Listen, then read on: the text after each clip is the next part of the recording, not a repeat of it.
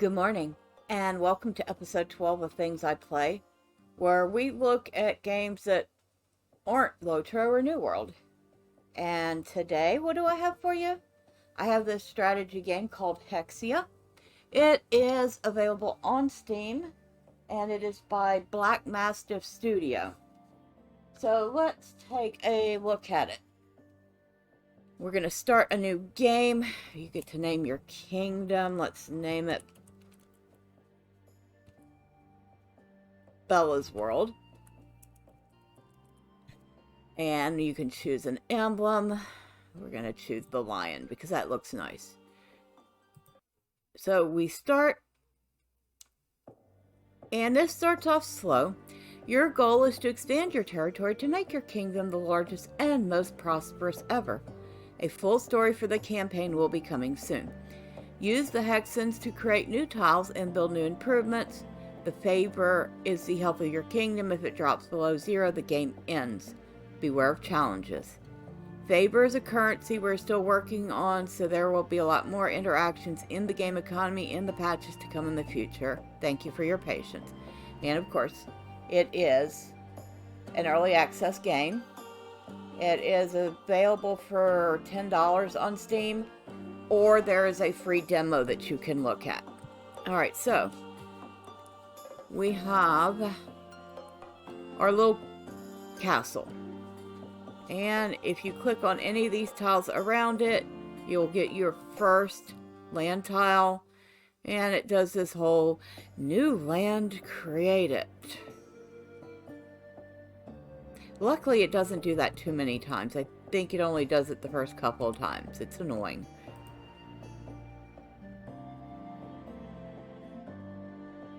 I mean, it's cute, but it's annoying because it takes up time. Alright, so now we have 2 pieces of land, and that brought our favor up a little. And our Hexian, we're getting 5 per day. And your day, you can see, is right here. You can have it go in normal time, or you can fast forward it, which in the beginning of the game, fast forwarding it can be pretty useful. Alright, so now we have 3.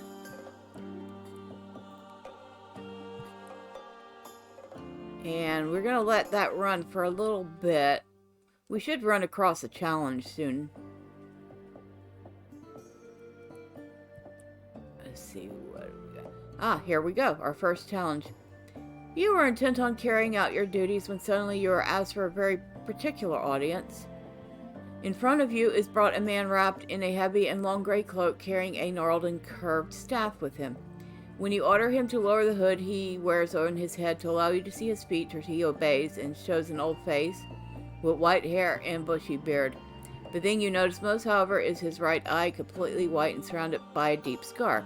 Although the body of the individual shows the weight of old age, his gaze is still determined and strong, and you cannot quite distinguish whether the gleam you notice in his good eye is that of wisdom or madness. He says he wants to help us, that he can understand what you're going through, whatever that means. Asks for more information.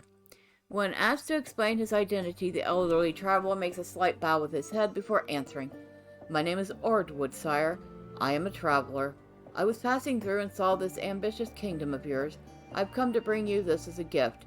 He pauses for a moment to rummage under his voluminous cloak, and pull out a strange shiny sphere very similar in texture to metal. To relieve from your shoulder the weight of destiny, for which I know to be very burdensome. For more in-depth questions, he just smiles, nods, and answers vaguely. This will help you, I'm sure. So we can either cast it out or accept the help. I have not seen this one before, so I don't know which way to go. I'm going to accept the help.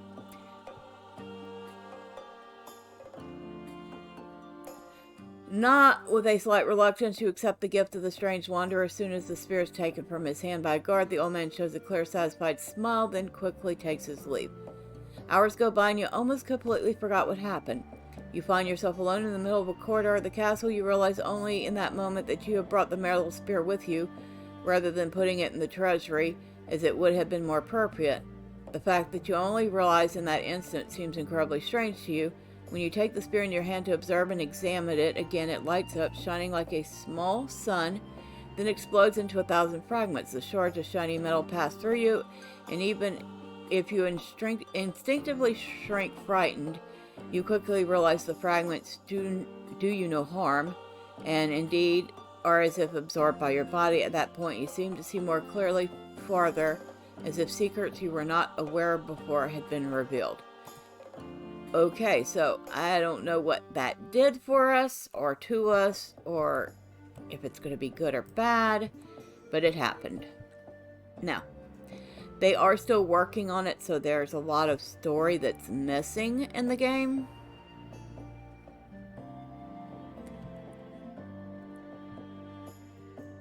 Alright, so we are up to 1, 2, 3, 4, 5. We need to expand by 10 tiles, and we need to solve 2 unique random events. We're going to go ahead and upgrade this. So now it's been upgraded. It will get us a little more Hexian per day. We'll upgrade this one too. Now we can get, now we're getting up to 20 a day, and if you look carefully, you'll see we built a little mine. Isn't that neat? It's cute. The graphics on this game are very nice, as you can tell, and it's a hexagonal tile game. It is strategy. A merchant caravan shows up at your castle. They wear flamboyant and unusual clothing, a clear factor indicating their derivation from a foreign kingdom. They must have gone through a rift that we are not yet aware of, and that can be worrying, but the merchants in question claim to be here only to trade. Well, we're going to allow them to trade. And we have gained 132 Hexian. We might worry about the rift later. Having merchants and the chance to do their job is more important at the moment. Trade is never bad for the kingdom's economy. Alright. So we have gotten another 3, 4, 5, 6. So we'll get that one here. And we need 2 more. Alright, so we have now expanded, and if you come here, you'll see now that there's an arrow pointing to kingdom upgrades, and we need, I think it is 400 Hexian in order to purchase our first upgrade of villagers. We have several to choose from, but we are going to choose that one first, because it will add 5 favor per day. And making sure that we see phase 2, story coming soon. So, a small encampment of bandits and bag cutters has been discovered by the local militia hidden deep in the woods, not far from one of the kingdom's main trade routes.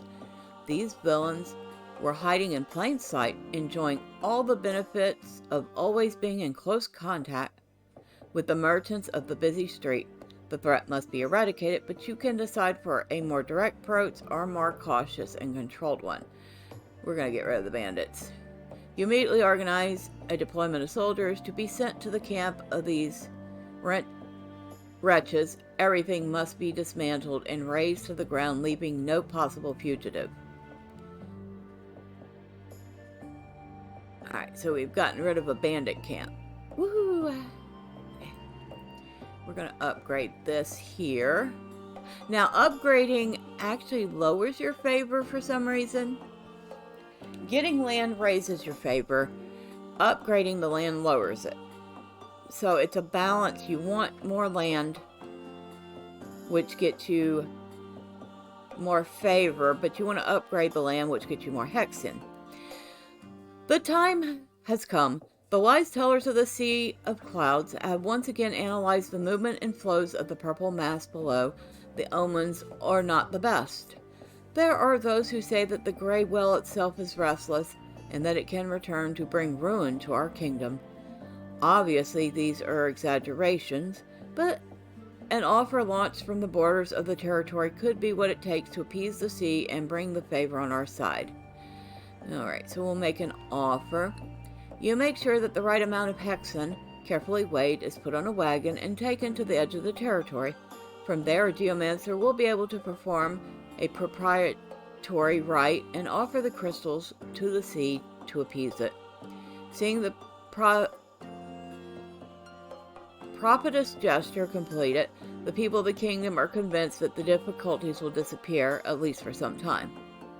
So, it's basically a placebo.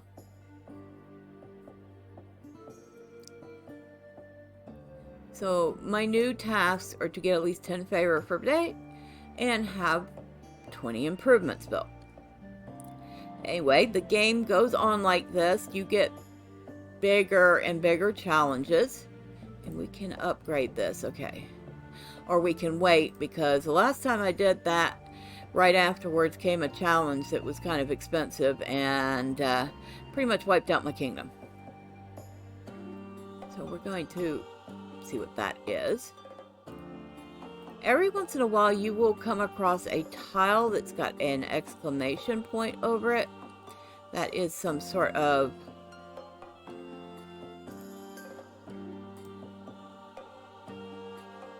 it's not really a challenge, it's not really a mission. I'm not exactly sure what to call it.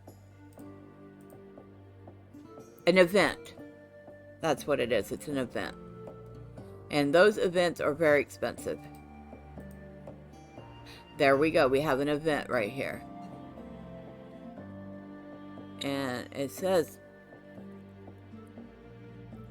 Hexia needed 100 and okay, so note or everything has stopped.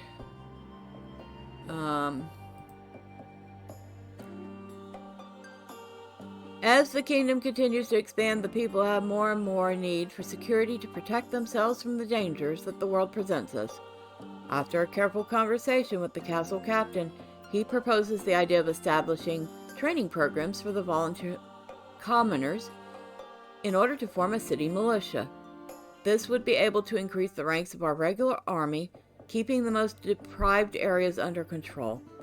The operation would certainly cost resources, but would certainly bring long-term benefits that should not be underestimated. So we're going to form a militia. The idea of making citizens able to defend themselves seems excellent and far-sighted to you. So you immediately begin preparation to establish a city militia, which will be stationed in every settlement of significant size. This will cost the kingdom coffers something, but the safety of the people is a priority that must never be underestimated. So,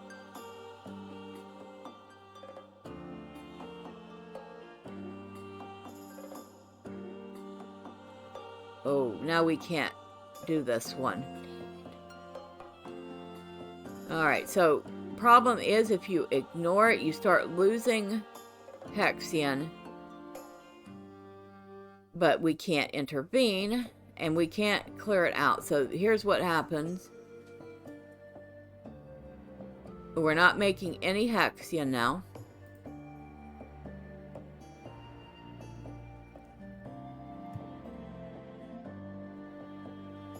And without making Hexian, we can't get enough Hexian to complete this, or to do pretty much anything.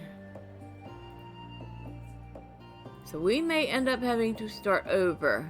Oh wait, no, now we're making 2 Hexian again. Okay. That's the slowest Hexian gain ever. Now, we'll leave that alone. But as you can see, this is the game. You place your tiles, you go through challenges and events. Make your choices wisely, because they definitely do affect whether or not the kingdom will rise or fall. The merchants you gave permission to trade have returned, establishing a real trade route with your kingdom and specific days to set up large markets that many people flock to. You can let them trade quietly and enjoy the profits from the tax products, or you can organize a festival taking advantage of the strong turnout of people. I think the people would like a festival. Whenever the merchants arrive with new exotic items brought from distant lands for all the inhabitants, It's as if it were a day of celebration. Why not take advantage of it then and organize a real festival? It will certainly help lift the spirits of many in the kingdom. So, the people like that.